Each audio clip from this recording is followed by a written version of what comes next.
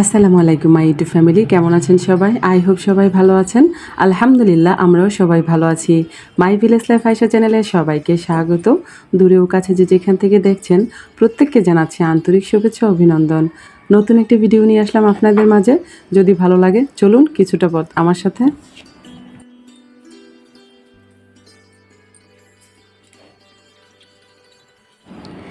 ভিডিওর শুরুটা বাসি কাজ দিয়ে শুরু করব। প্রথমে তো বারান্দাটা ধরে নিলাম। প্রায় ৩-৪ দিন হয়ে গেল বৃষ্টি হচ্ছে, আর সেই কারণে আমি আসলে কিছু করতে পারছি না।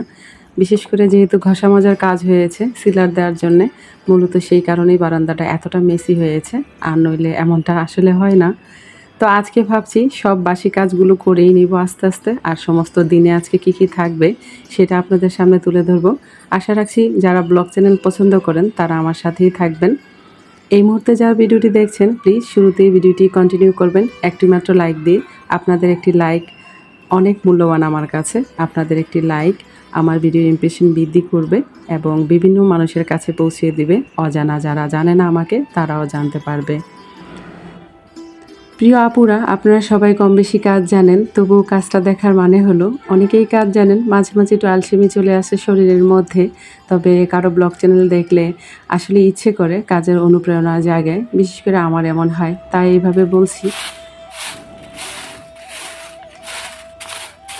প্রতিদিন ঝাড়ু দেওয়ার পরও উঠানটা অনেক মেসি হয়ে যায়। এর মধ্যে যদি প্রায় 4-5 দিন হয়ে যায় উঠানটা ঝাড়ু দেওয়া হয় না, তাহলে বুঝতেই পারছেন এর অবস্থা কোথায় যেয়ে দাঁড়ায়।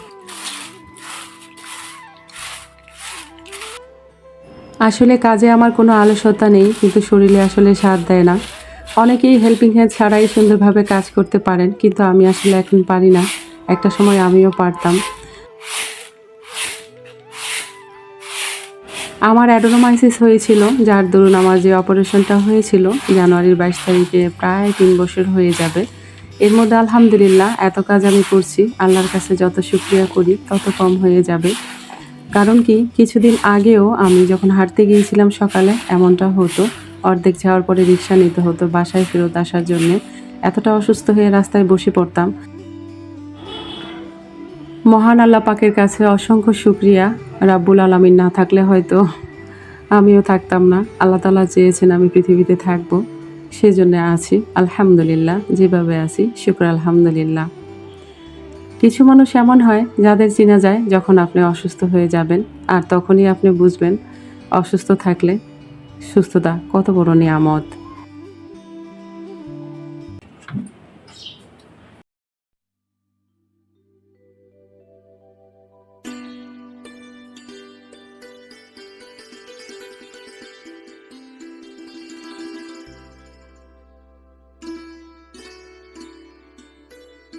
সেই দিন এক আপু ব্লগে বলেছে হাঁড়ি পাতিল নাকি বাচ্চা দেয়, আর এটা প্রমাণ হয় আমার ডাইনিং টেবিলটা দেখলে। ঘুম থেকে উঠে যখন ডাইনিং স্পেসে আসি, আমি আসার পর যে অবস্থাটা দেখি আসলে বলার বাইরে। সন্ধ্যার পরপরই যেহেতু আমার অবস্থা খারাপ হয়ে যায়, আমি একটু ক্লান্ত হয়ে যাই। প্রিয় আপুদের কিছু ভিডিও দেখি, তারপর তো নামাজটা পড়ে ঘুমিয়ে যাই, আর থাকতে পারি না। যেহেতু 4টায় উঠি, আর এখন তো 3টায় 3:30টায় উঠা হয়। তো যাই হোক, যেভাবেই থাকি আল্লাহর কাছে শুকরিয়া।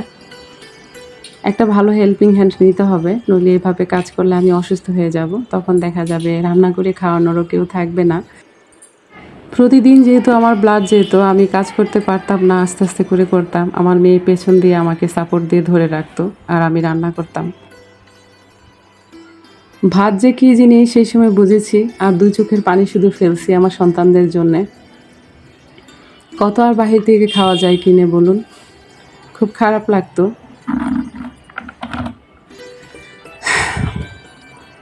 যখন সুস্থ থাকবেন সন্তানদের নিয়ে বুকে নিয়ে আগলে রাখবেন, বিভিন্ন রকম ভালো মজাদার খাবার খাওয়াবেন। কারণ যখন আপনি অসুস্থ হবেন তখন নিজের যত্ন থেকে মনে হয় যে সন্তানের যত্নটা কেন আগে ভালো করে করলাম না, কেন সন্তানদের ভালো মন্দ খাওয়াচ্ছি না। স্ট্যান্ডগুলো ভালো করে মুছে নিব, সমস্ত ফার্নিচারগুলো শুরুতে মুছে নিব। যেহেতু সব রুমেই ঘুমিয়ে আছে সবাই, তো যা ফাঁকা ছিল তা দিয়ে ক্লিন করছি, এই আর কি। তো স্ট্যান্ডটা ভালো করে মুছে নিয়েছি, সোফা ঝেড়ে নিব, শোকেসটা ওপর দিয়ে ক্লিন করে নিব। যেহেতু সেদিন যখন অর্গানাইজ করেছিলাম আমি ওপরে সময় পাইনি আসলে ক্লিন করার। তো যাই হোক, এভাবেই চলতে হয়। একদম প্রপারলি কাজ তো আর দেখানো সম্ভব না, ভিডিও বড় হয়ে যায়, তাছাড়া স্বাস্থ্যেরও ব্যাপার আছে। তবে কাজ আমি মোটামুটি এরকমই করে থাকি, হয়তো ক্যামেরায় দেখানো হয় না, কতটা আর দেখাবো। আজকে A to Z আমি কাজ সব দেখালাম ঠিকই, কিন্তু তবুও কিন্তু স্কিপ পড়েছে। কারণ কি, আমি সকালে যে কোরআন পড়ি সেইটা, আরও অনেক কিছু আছে যেটা আমি শেয়ার করতে পারিনি। তার মানে বোঝা গেল প্রতিদিন আমরা গৃহিণীরা কী পরিমাণ কাজ করে থাকি, তাই না বন্ধুরা? শোকেসে যে ডিজাইনগুলো আছে সেভাবে হাত দিয়ে মোছা যায় না, তাই একটা ব্রাশের সাহায্যে নিচ্ছি। আমি এখানে ক্লিন করার জন্য গ্লাস শাইনারটা ব্যবহার করেছি। আপনারা প্লিজ এটা করবেন না, যেহেতু লম্বা সময় ধরে আমার এটা ক্লিন করা হয়নি, তাই এতটাই জমেছে যে আমার এটা নিতে বাধ্য হয়েছি। তাছাড়া ফিনালেটা আজকে বাসায় খুঁজে পাচ্ছি না, মানে তারফিন, যেটা রঙের মধ্যে মিক্সড করে আসলে দেওয়া হয়, ওইটা দিয়ে আমি মোটামুটি ক্লিন করে থাকি এবং সুন্দর ক্লিন হয়। আর তাছাড়া পিঁপড়ে টিপড়ে থাকে না। লং ভিডিওটা সচরাচর মানুষ খুব একটা দেখে না, তবুও যেসব ভাইয়ারা আমার ভিডিও দেখেন, নীরব দর্শক, আমি বুঝতে পারি। আপনি কে দেখছেন সেটা বুঝতে পারি না, তবে জেন্টস কতজন দেখছেন সেটা বুঝতে পারি, এবং আপনাদের এইজটা কত সেটা বুঝতে পারি। আপনাদের অসংখ্য ধন্যবাদ নীরব দর্শক। তবে হ্যাঁ, কষ্ট মনে একটাই, যখন আপনারা দেখছেনই একটি লাইক কেন দিচ্ছেন না আর চ্যানেলটা সাবস্ক্রাইব করছেন না। দয়া করে চ্যানেলটা সাবস্ক্রাইব করবেন, আমার কাছে ভালো লাগবে। আপনি যদি ভয় পেয়ে থাকেন যে আমি আপনাকে চিনে ফেলবো, ভয় পাওয়ার কোনো কারণ নাই, আপনাকে চেনার কোনো সুযোগই নাই। আমি কখনোই আপনাকে চিনতে পারবো না যতক্ষণ না আপনি কমেন্টস করছেন। যদি এই ধরনের ভয় কোনো থেকে থাকে তাহলে শুধু কমেন্টসটা করবেন না, আপনি সাবস্ক্রাইব করবেন এবং লাইকটি কন্টিনিউ করবেন, এতে আমি কোনোভাবেই আপনাকে চিনব না। আজকে যে আমি কি করে ভয়েস দিচ্ছি আমি আসলে জানি না। একবার ভাবছি শুধু মিউজিক দিয়ে চালিয়ে দিব, তারপর ভাবলাম যেহেতু একদিন গ্যাপ দিয়েছি তাহলে ব্যাপারটা অন্যরকম লাগে, তাই আমি মূলত ভয়েসটা দিচ্ছি। তবে মনটা ভীষণ খারাপ। আমার বড় ছেলে নূরের ক্লাসমেট ছিল, যখন বিশ্বনবীতে পড়তো, ওরা একসাথে পড়তো, মানে একাডেমি সেকশনে লম্বা সময় ধরে পড়েছে একসাথে। তো সেই সুবাদে ওর মার সাথে আমার ফ্রেন্ডলি সম্পর্ক, ওর নাম সালমা। তো যাই হোক, ওর জন্য আমার খুবই খারাপ লাগতেছে। আর যে ভাইয়াটা, ওনাকে আমি খুব একটা চিনি না, নামে চিনি। তো যাই হোক, ভাইয়াটা খুবই ভালো ছিল, সবাই বলে উনি খুব ভালো। হঠাৎ করে আমাদের পাশে মসজিদে শুনছি যে ওই রুহুল ভাইয়া মারা গিয়েছেন, ইন্না লিল্লাহি ওয়া ইন্না ইলাইহি রাজিউন। তো এমন সংবাদ শুনে আর বসে থাকতে পারলাম না, ছেলেকে নিয়ে ছুটে গেলাম ওনাকে দেখতে। তো সালমাপুর অবস্থা দেখে আমার খুব খারাপ লাগতেছে, আর বিশেষ করে ওর বাচ্চা যখন আব্বু আব্বু করে ডাকছে, তখন আসলে আপনাদের বলে বোঝানো যাবে না এই কষ্টটা যে কী।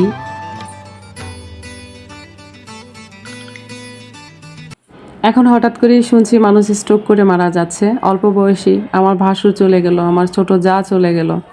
বেশ কয়েকটা মৃত্যু দেখেছি, তো খুব খারাপ লাগে। তাছাড়া নুরের আব্বু স্ট্রোক করেছে এই বছরের মাঝখানে, সে বুঝতে পারেনি, আল্লাহ তাআলা রহমত করেছে।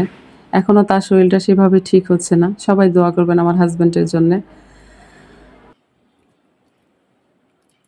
আসলে মানুষ যখন বেঁচে থাকে তখন আসলে তার তত কদর করে না, মরে গেলে বুঝতে পারে তার কদরটা ঠিক কতটুকু। একটি পরিবারে একটি মানুষ চলে যাওয়া মানে শরীর থেকে কোনো অঙ্গ প্রত্যঙ্গ মনে হয় সরে যাওয়া, তার থেকে বেশি।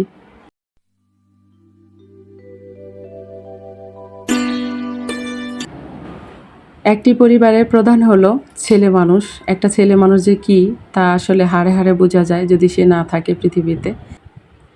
অনেক তো কথা বলে নিলাম, আসলে এতটাও ইমোশনাল হয়ে গিয়েছি কি বলবো। একটা ছেলে মানুষ আসলে একটা প্রাণ, একটা সংসারের জন্যে। আমরা মহিলারা কাজ টাজ যাই করি, রয়ে শুয়ে করা যায়, একটু জিরিয়ে জিরিয়ে করতে পারি, বাট একটা ছেলে মানুষ সংসারের জন্য যা করে তা আসলে বর্ণনার বাহিরে। তারা বাহিরে কতটা কষ্ট করে তারপরে ইনকাম করে টাকা নিয়ে আসে, সেটা আমরা আসলে ঘরে থেকে বুঝতে পারি না। ছেলেকে যখন উদ্ভাসে কোচিংয়ে ভর্তি করিয়েছিলাম তখনই মূলত এই র্যাকটা কিনেছিলাম, আর লাল কালারটা দেখে তখনই এটার প্রেমে পড়ে গিয়েছিলাম। যখন কোচিংটা 3 মাসের করে বাসায় এসেছে তখন তো মহা খুশি, কাজে লাগিয়ে ফেলেছি। সেদিন যখন ডাইনিং টেবিলে ভাত খাচ্ছিল নুরের আব্বু, র্যাকটা দেখে বলে, তুমি এটা করছো কি? আমি বলছি কি করেছি? সে বলে, তো এইটা কেন ব্যবহার করছো, এটা তো ছেলের। তা আমি ভাবলাম যে পড়ে আছে, তো সমস্যা কোথায়, ব্যবহার করি তাই। এখন তুমি যে আবার নতুন ওরে কিনে দিবা না, এটাই নিয়ে যাওয়া, সেটা তো আর আমি জানি না। যাই হোক, ছেলেটা আবার ধুয়ে রেখে দিয়েছি, ছেলে যখন ঢাকায় চলে যাবে সাথে নিয়ে যাবে। রাত্রে খাবারে আজকে মোরগ পোলাও দেওয়ার ইচ্ছে আছে বাচ্চাদের, তার আগে একটু ম্যারিনেট করে রেখে দিব, আর মাঝখানে একটু চাও করে নিব, বাচ্চাদের দিব। কাজের ব্যস্ততায় ভুলে যায় আসলে নিজের স্বাস্থ্যের কথা। আমার অনেক কিছু স্কিপ হচ্ছে। যে মেডিসিনটা ডাক্তার অ্যালার্জির জন্য দিয়েছিল সেটা তো ভুলে খেয়েই নিয়েছি, কিন্তু আর ওষুধ খাওয়া হয়নি। আমি যখন চা বানাতে যাই, চা এমনভাবে নাড়াচাড়া করি আমি, একদম যে বলক এসে উপরে উঠে যায়, এটা আমার দেখতে ভালো লাগে, কালারটাও সুন্দর আসে। তাই এমন করতে করতে 6 কাপের আমি 3 কাপ বানাই। আমার মতো কে কে আছেন বলুন তো?